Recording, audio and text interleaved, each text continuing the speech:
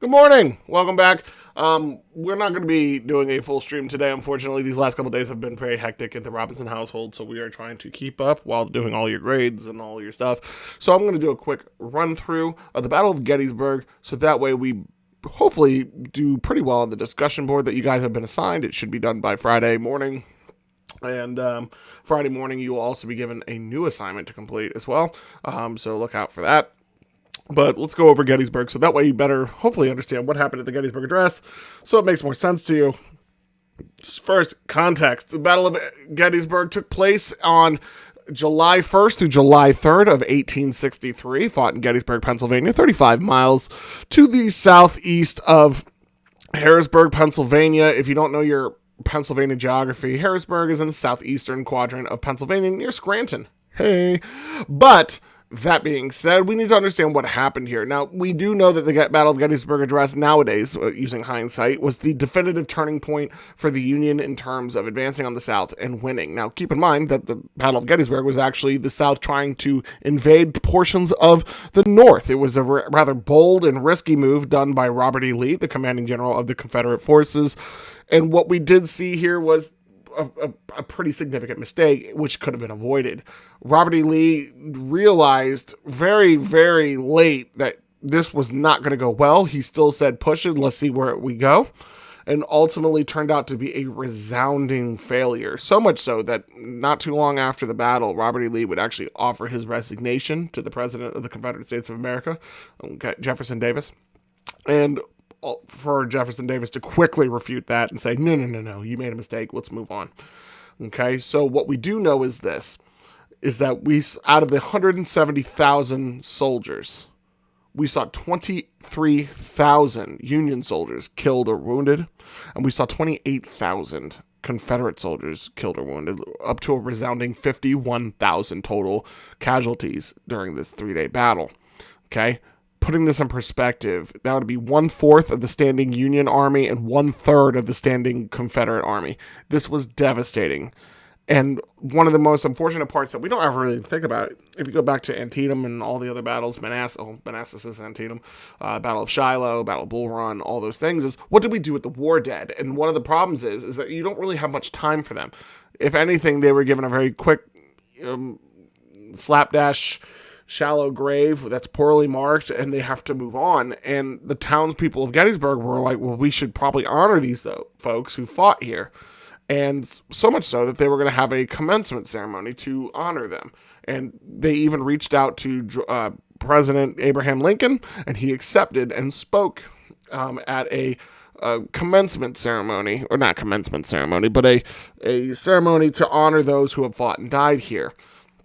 And so I'm going to go ahead and read to you the Gettysburg Address that Abraham Lincoln said. And we're going to break down what he's really ultimately saying. Forgive me if I make some mistakes. My nose is a little itchy. I've been a little under the weather. It's not that. It's just a little under the weather. Okay? 7 years ago, our fathers brought forth on this continent a new nation, conceived in liberty and dedicated to the proposition that all men are created equal. Now we are engaged in a great civil war, testing whether that nation or any nation so conceived and so dedicated can long endure. We are met on a great battlefield of the war. We have to come to dedicate a portion on the field as a final resting place for those who gave their lives so that nation might live. It is altogether fitting and proper that we should do this. But in a larger sense, we cannot dedicate, we cannot consecrate, we cannot hallow this ground. The brave men living and dead who struggled here have consecrated it, far above our poor power to add or detract. The world we little note nor long remember what we say here, but it can never forget what they did here. It is for us the living, rather to be dedicated here to the unfinished work which they who fought here have thus far so nobly advanced. It is rather for us to be here dedicated to the great task remaining before us, that these honored dead we can take increased devotion to that cause for which they gave the last full measure of devotion, that we here highly resolve these dead shall not have died in vain, that this nation, under God, shall have a new birth of freedom, and that government of the people, by the people, for the people, shall not perish from this earth. Okay?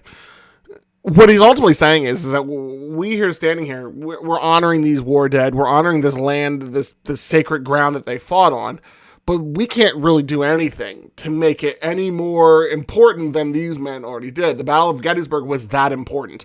We can stand here giving speeches, and of course he's talking in the present tense because it wasn't, 200 years ago or 150 years ago yet.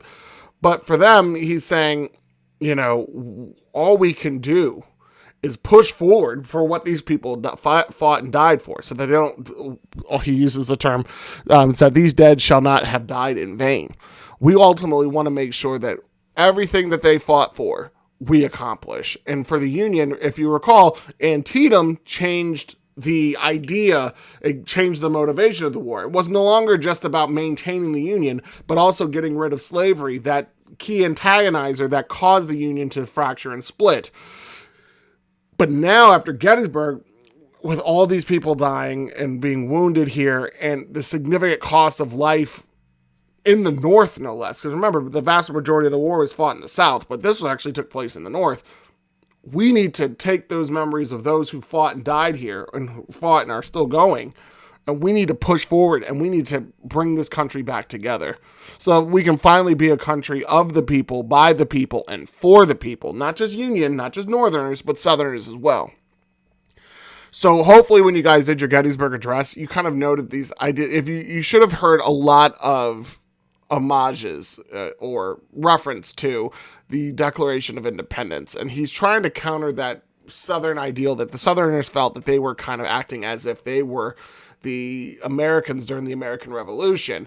And in this case, he's like, we're fighting a completely separate revolution, a revolution so that people can be heard and seen and be put back together and put back whole, because we're seeing numbers of casualties that the American Revolution couldn't even sniff at. Okay, they didn't even come close to these numbers of casualties, but we're doing this to ourselves, and we're not honoring our fallen soldiers by continuously fighting and hating on each other. The only way we'll honor them is for us to bring a resolution and resolve to this conflict. So hopefully this helps you guys when doing the Gettysburg Address discussion board, if you haven't done so already. I know quite a few of you have. So I want to make sure you guys have all the tools necessary. If there's anything you're missing, that is perfectly fine. Please let me know. If you are missing assignments, please continue reaching out to me to let me know. I'm trying to fix them as fast as they come in. There's 130 something of you. So to continue with that, we have conference. I know we just had a social studies department meeting, lots of meetings. So we want to make sure next week we're doing a special, for 2 days, we're doing a Holocaust unit. So that should be interesting. We're going to be talking about World War II and stuff like that for a little bit. So that should be fun. I'll definitely be doing live streams for those. So if you have any questions, comments, concerns, please reach out to Mr. Robinson. It helps. If you like this video, go ahead and click like and subscribe. Blah, blah, blah.